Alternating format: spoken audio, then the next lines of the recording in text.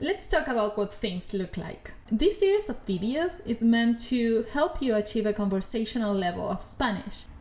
And now that you know the basic differences in the alphabet, like the sound of the C or the L and the ñ, and you understand the articles, I want you to be able to put a sentence together.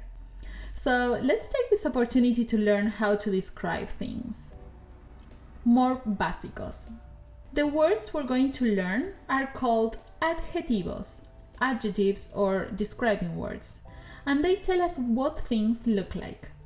Por ejemplo, pequeño, which means small, like an ant, and please notice that ñ.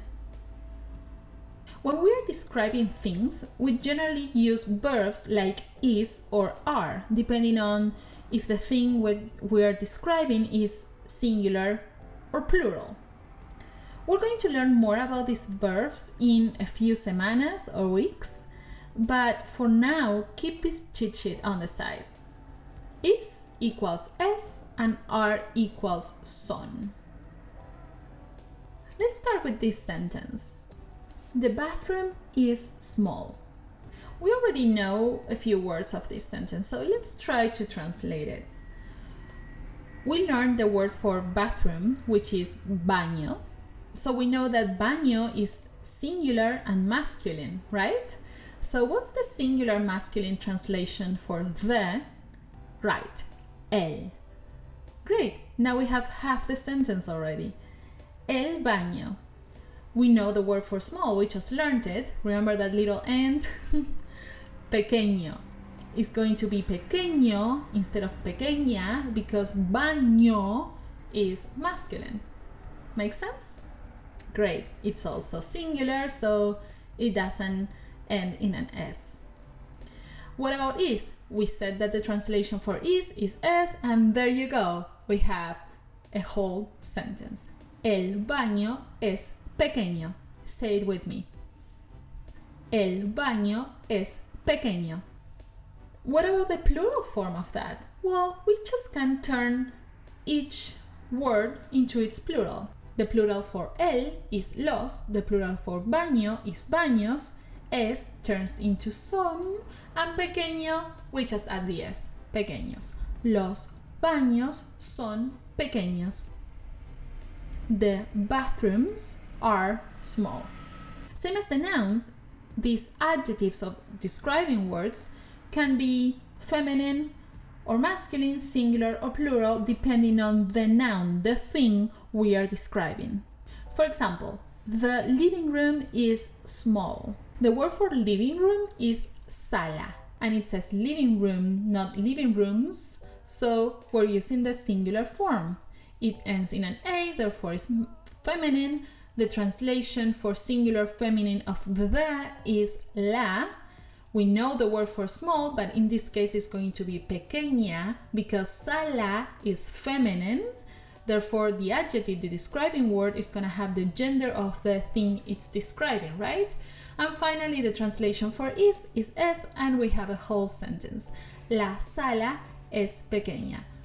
Remember that es is a verbo, a verb, and it doesn't have a masculine or feminine form. What about the plural version of this sentence? The living rooms are small. Well, again, we just need to translate each word into its plural form. The plural form of sala is going to be salas, and then we know that the plural feminine form of the is las. Finally, pequeña is going to be pequeñas this time because we're going to emphasize the plural form, and the translation for are is son. We have a sentence. Las salas son pequeñas. Let's keep describing things. Hey, I've been saying things a lot instead of just saying the Spanish word for that. So I'll just tell you. The translation for thing is cosa. And careful, it's not casa. Okay, where were we? Right, we were about to describe cosas. We already know what pequeño means, so I find it very helpful when learning a new language and learning vocabulary to learn words in pairs. So in pairs that are opposite. For example, small and big, right? So let's do the opposites. The opposite of pequeño is grande. Small, big. The opposite of pequeño is grande. Let's work with a few more. Gordo, fat. Caro, expensive. Cold, frío. Oscuro, dark. Silencioso, silent. What about their opposite? For gordo, it's going to be flaco, thin. For caro, barato, cheap. Luminous or claro, light. And finally, silencioso is opposite to ruidoso, noisy. Let's turn all of these into their feminine form. So this list of words are all masculine because they end in O, and singular because they do not end in S. So let's turn them into the feminine form. Pequeño is going to be pequeña. Gordo, gorda. Caro, cara. Frío, fría. Oscuro, oscura. Silencioso, silenciosa. Notice we're just replacing the ending O with an ending A. And same with the other ones. Ruidoso is going to be ruidosa, luminoso, luminosa, claro, clara, caluroso, calurosa, barato, barata, flaco, flaca, and grande, exception. Grande is grande, it doesn't change. What about their plural form? Well, again, general rule, we add S or ES according to the ending. They all end in a vowel, so S is at the end, it is. Pequeños, gordos, caros, fríos, oscuros, silenciosos, and so on. Let's keep building our sentences then. What about this couch? We can say that the couch is big, right? So the word for couch is sillón. It ends in an N, so we need to look at the second to last letter to see if it's masculine or feminine. It's an O, therefore it's masculine. The translation for the singular masculine form of the is going to be el. So we know el sillón, the word for is es, and grande we already know. El sillón es grande. So what about these other sentences? Comenta con la respuesta. Comment with the answers. The bedroom is dark. How would you say that in Spanish? The bedrooms are big. What about that one? A house is expensive. The house is cheap. The kitchen is cold and the dining room is noisy.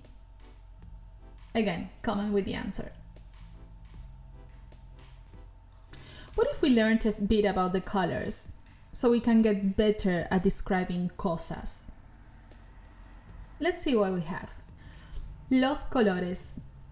Let's work with these basic ones to get us started. Okay, so we have marrón, brown, amarillo, yellow, azul, blue, rojo, red, naranja, orange, verde, green, violeta, purple, black, negro, and white is blanco. Can you think of any other colors? Look them up and add them to the list, to the tarea. Let's describe my bedroom now. Mi habitación, my bedroom. Oh, check this out. Even though habitación ends in an O, it's an exception. So it's feminine. We say la habitación o una habitación. So my bedroom is big, light, yellow. Let's work with big. Mi habitación es grande. Yes. Luminosa, light. Y, the word for and, amarilla. Notice that since habitación is feminine, we use the feminine versions of all the adjectives. Grande, which doesn't have a feminine, luminosa instead of luminoso, and amarilla instead of amarillo. Some colors also have gender. What if I want to talk about the cosas in my bedroom? Well, I have good news for you because there's only one word for there is or there are, and that is I. Notice the pronunciation, it is not hey, it's I. Silent H, A, and the Y sounds like an I. So in my bedroom there is a bed. Let's translate that. And let's use another little cheat sheet in here for in. The translation for that is en. So keeping this in mind, let's translate this sentence. The word for in is en. The word for my is mi. We already know that. The word for bedroom, habitación, the one that sounds like male but it's actually female. The word for there is I, simple. And bed, cama. And now what about a? So cama is feminine, is singular. The word for a is una. En mi habitación hay una cama. What if I want to talk about the color of my bed, which is brown, by the way? So we're going to add the color at the end of the sentence, after the noun. So it's going to be en mi habitación hay una cama marrón, which literally translates as there is a bed brown. We just change the order of those words. So remember, adjectives always after nouns. Adjetivos siempre después de sustantivos. Let's keep describing my bedroom. So in my bedroom there are blue chairs, there is a white table, there are 2 green pillows, there is a light blue dresser, and there is a big closet. Let's translate those. So the word for there is or there are is going to be I. We know the word for chairs, sillas. We know the word for blue, which is azul, into the plural azules, adding the es because it ends in L. So it's going to be hay sillas azules. Remember the color after the thing we're describing. Same with a white table, una mesa blanca. 2 green pillows, 2 almohadas verdes. We say 2 pillows green. A light blue dresser, una cajonera celeste, light blue. And finally, a big closet, un armario grande. Again, the describing word after the thing we are describing. Very important. Can you describe your room? Let's make that your tarea, homework. If you like this video and you want to see more videos like this in the future, please like it and don't forget to comment down below with your homework. Ahora sí, adiós.